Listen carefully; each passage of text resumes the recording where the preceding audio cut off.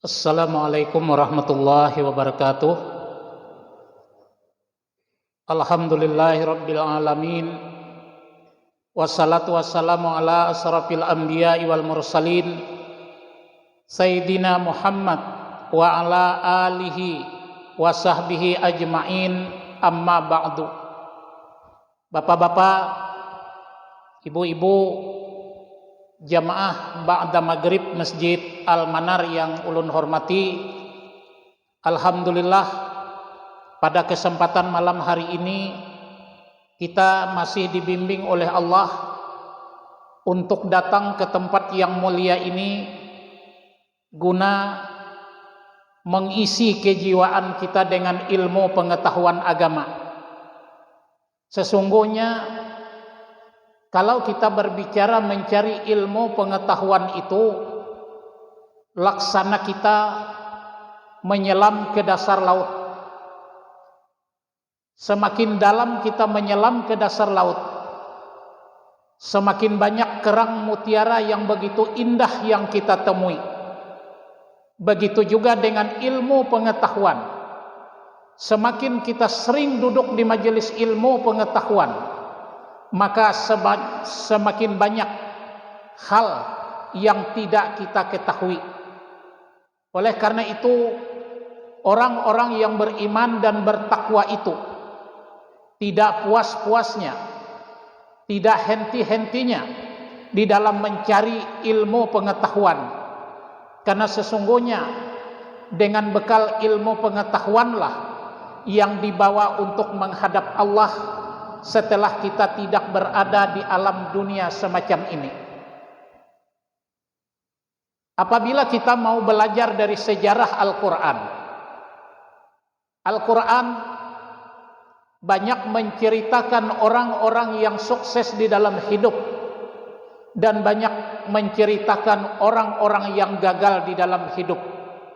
Semuanya diceritakan di dalam Al-Quran.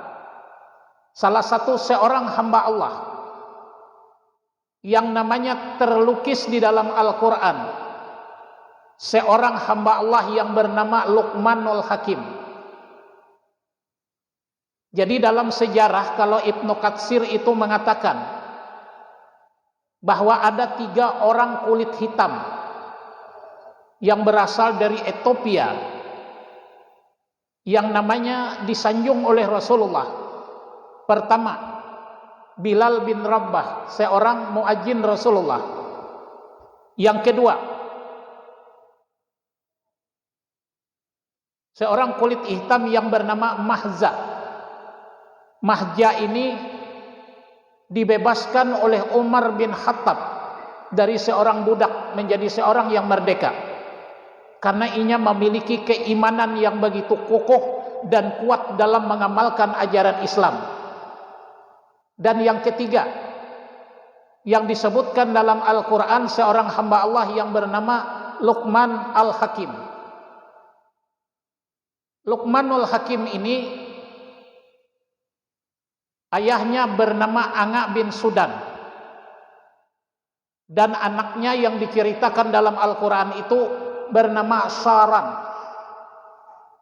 Jadi Luqmanul Hakim itu ada yang mengatakan nabi, tapi kebanyakan ahli tafsir mengatakan Luqman bukan seorang nabi, namun orang yang banyak diberi hikmah oleh Allah. Versi riwayat juga yang mengatakan bahwa kehidupan Luqman itu rentan antara Nabi Isa dengan Nabi kita Nabi Muhammad. Ada yang mengatakan Luqman hidup di antara Nabi Ibrahim dengan Nabi Ismail.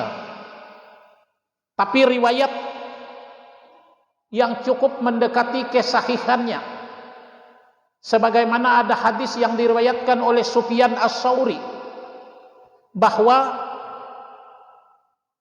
Luqmanul Hakim satu saat berada di sisi Daud, dan dia berkata kepada Daud, "Apa yang kerjakan wahai Daud?" Kata Nabi Daud, aku memintal besi untuk membuat baju perang. Namun Luqman tidak bertanya kepada Daud untuk apa Daud memintal besi itu untuk membuat baju.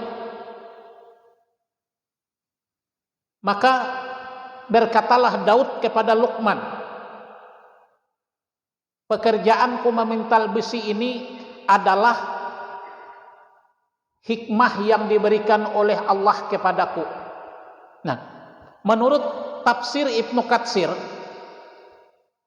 bahwa berdasarkan keterangan dari Sufyan Tsauri ini, bahwa hidupnya Luqman itu sejaman dengan Nabi Daud alaihi salam.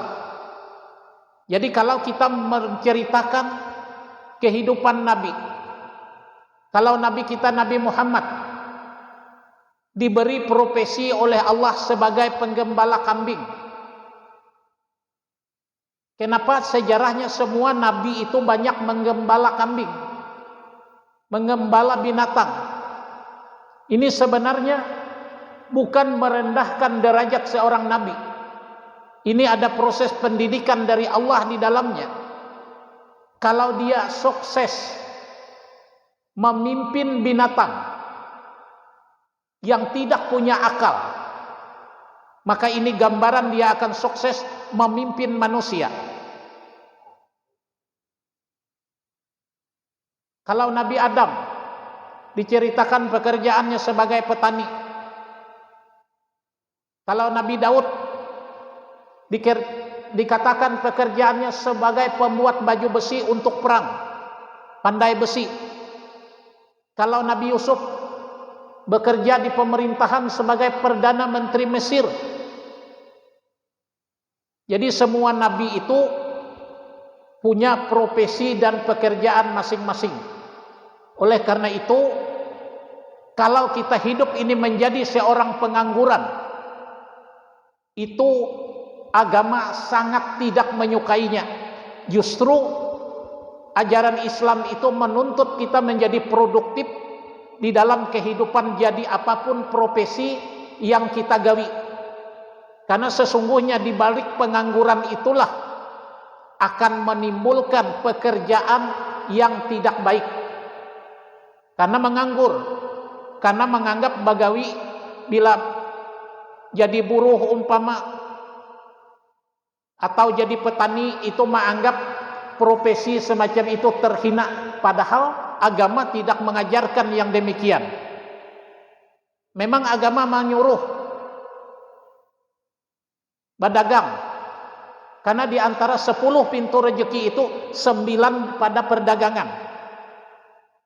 Oleh karena itu, yang menimbulkan kedengkian di hati Abu Lahab dan Abu Jahal kepada Muhammad itu karena kawin dengan Siti Khadijah, seorang pengkonglomerat Mekah. Jadi irinya itu karena iri urusan bisnis.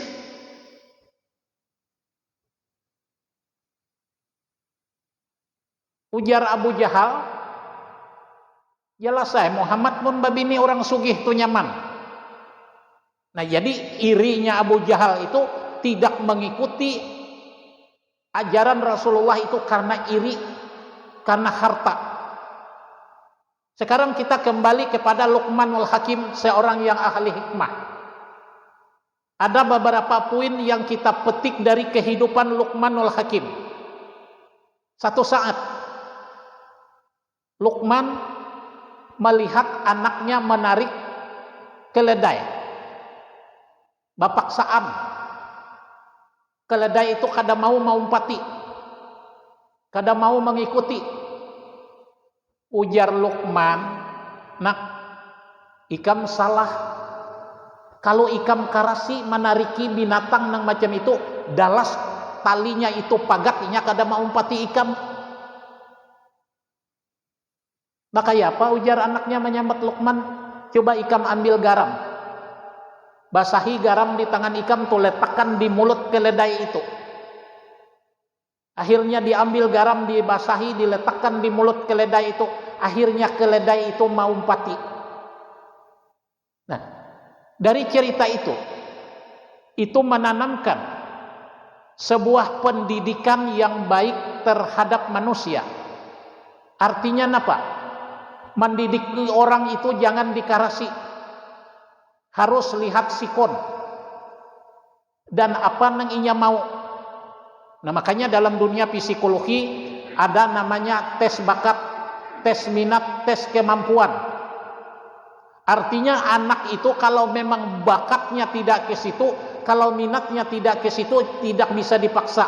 Oleh karena itu dilihati kayak apa inya nang sesuai dengan profesi atau bakatnya. Nah, jadi inya. Nang kedua, dari cerita Luqmanul Hakim juga dapat diambil kisah bahwa satu saat Luqman pernah mengasih nasihat kepada anaknya, "Wahai anakku, duduklah kamu bersama ulama dan makanlah kamu 1 atau 2 suap bersama dia." Maksudnya, kalau duduk bersama ulama berarti kita mendengar kata-kata yang baik dari mulut ulama tersebut, bukan hanya duduk. Makan kamu 2 suap bersamanya, maksudnya itu bukan makan makanan, tapi ambil ilmu dari ulama tersebut, walaupun 1 atau 2 patah kata. Karena ada hadis yang mengatakan, diisyaratkan oleh Nabi, apabila kamu duduk dengan penjual parfum, maka kamu terkena bau harumnya parfum. Tapi apabila kamu duduk dengan seorang pandai besi, maka kamu akan terpercik api dari pandai besi itu. Nah, oleh karena itu lingkungan menentukan sekali. Ini mohon maaf, saya sering mengisi pengajian di Puruk Jahu ini beberapa masjid. Anak-anak hampir tidak dilibatkan. Padahal masalahnya anak-anak ini perlu dibiasakan jiwa agama. Kalau ia merasa agama itu bagian dari kehidupannya, bagian dari jiwanya, insya Allah kita akan melahirkan generasi yang sukses dan hebat. Tapi kalau tidak dibiasakan mulai sekarang ini,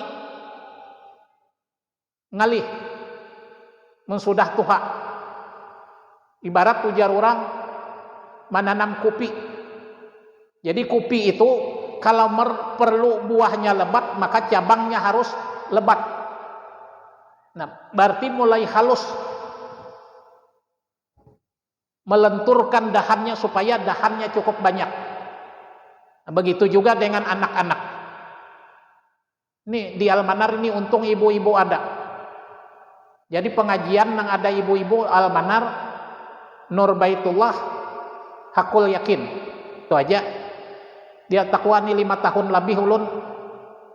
Ada ibu-ibu muslimat, Pak Haji, bisalah kami 4 pengajian jarku silahkan datang, siapa nang melarang kada datang juga.